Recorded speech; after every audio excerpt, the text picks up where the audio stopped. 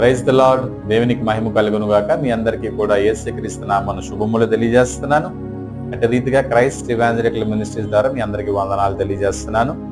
ఉదయకాలములో మరి వాక్యాన్ని విందాము. ప్రవక్త అయినటువంటి యెషయా రాసిన గ్రంథము 43వ అధ్యాయము 2వ మాట ఆఖరి వచనాన్ని చదువుతున్నాను. నీవు అగ్ని మధ్యను నడుచున్నప్పుడు కాలిపోవు, జ్వాలలు నిన్ను కాల్చ. చాలు గొప్ప అద్భుతమైనటువంటి ప్రవచనాన్ని ప్రవక్త అయినటువంటి యెషయా తెలియజేస్తున్నాడు. నిజంగా యెషయా ప్రవచించినటువంటి అన్ని ప్రవచనాలు కూడా క్రీస్తునందు అవన్నీ కూడా నెరవేర్చబడినట్లుగా చూస్తున్నాం. ఈ ప్రవచన నెరవేర్పు మనము దానియేలు గ్రంథము 3వ అధ్యాయంకి వచ్చినప్పుడు ప్రవచన నెరవేర్పు జరిగింది. నిజంగా నేను ఒక ప్రశ్న అడుగుతున్నాను. అగ్ని జ్వాలలు లేకపోతే జ్వాలలు కాల్చు, మరి ఆ యొక్క వేడిమి లేకపోతే ఇబ్బంది అయినటువంటి పరిస్థితులు మీలో ఎంతమందికి ఉన్నాయి? కొన్నిసార్లు ప్రతికూల వాతావరణం ద్వారా మనం భయంకరమైనటువంటి స్థితిలోకి వెళ్ళిపోతూ ఉంటాం. ఆ యొక్క కష్టాల కొలిమిలోకి మనం వెళ్ళిపోతూ ఉంటాం. దేవుడు నిన్ను కాపాడాడు కదా, దేవుడు నిన్ను రక్షించాడు కదా.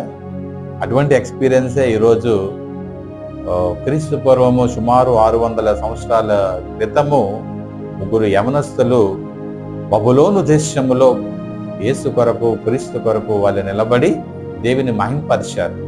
దేవుని వాగ్దానం నెరవేర్చబడింది. రాజు సైతము సర్టిఫై చేయగలిగినటువంటి గొప్ప స్థితిలోకి తీసుకొచ్చారు. జరిగినటువంటి విశేషం ఏంటంటే, ఆ యొక్క కల్దీల దేశంలో రాజు అయినటువంటి నెబుకద్నెజరు యొక్క విగ్రహం నిలవబెట్టబడింది. బంగారుతో చేయబడింది.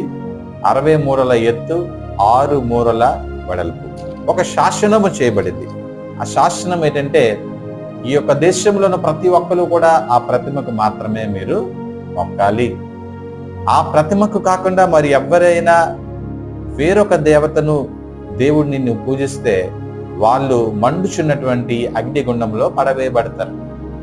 మరి శాసనము మరి నెరవేర్పు బట్టి ఆ ఉన్నటువంటి దేశంలో ప్రతి ఒక్కరు కూడా రాజ్యాజ్ఞకు ధిక్కారం లేదు కదా, వాళ్ళందరూ ఫాలో అవుతూ ఉంటే నా దేవుడు ముగ్గురు యవనస్తులను లేవదీశాడు.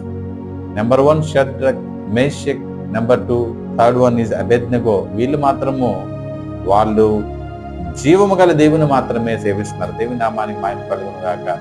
జనులందరూ చూస్తున్నారు. ఈ యొక్క విషయాన్ని రాజుగారి ముందుకు తీసుకెళ్లారు.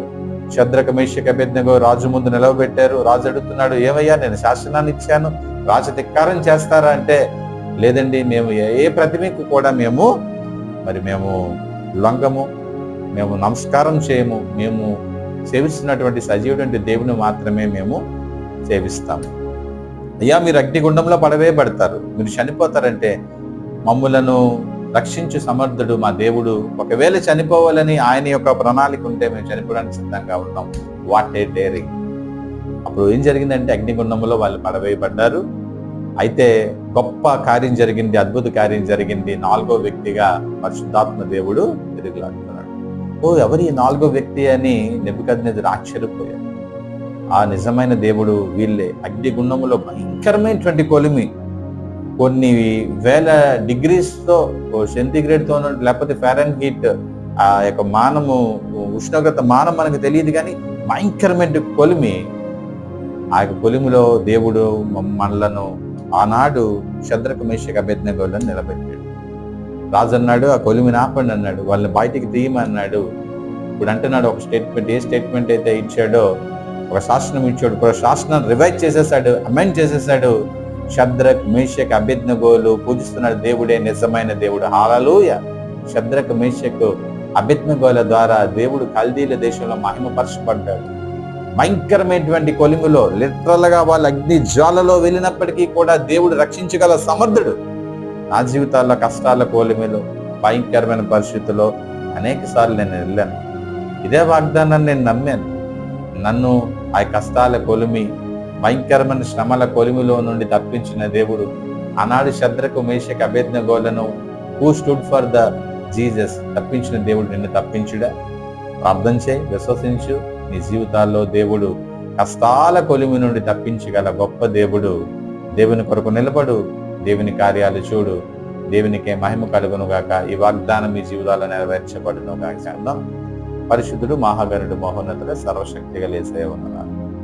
ప్రభువా నైనా మీరు మాత్రమే ప్రభువా జ్వాలలు మమ్ములను కాల్చలేవు అని ప్రభువానైనా మీ వాగ్దానము ప్రభా సెలవిచ్చారు. మీ వాగ్దానము ఆనాడు శద్రక మేషక అబేద్నెగోలలో ప్రభా నెరవేర్చబడింది. మా జీవితాల్లో కూడా నెరవేర్చబడింది. కష్టాల కొలిమి, పాపము, శాపము అనేటువంటి కొలిమి అన్నిటిలోనే మీరు తప్పించారు. ఈ వాగ్దానము ప్రతి ఒక్కరి జీవితాలు నెరవేర్చబడును గాక. యేసు నామములో ప్రభువానైనా చిన్న ప్రార్థన మనం వేడుకొనుచున్నాము తండ్రి, పొందినాము తండ్రి. ఆమేన్.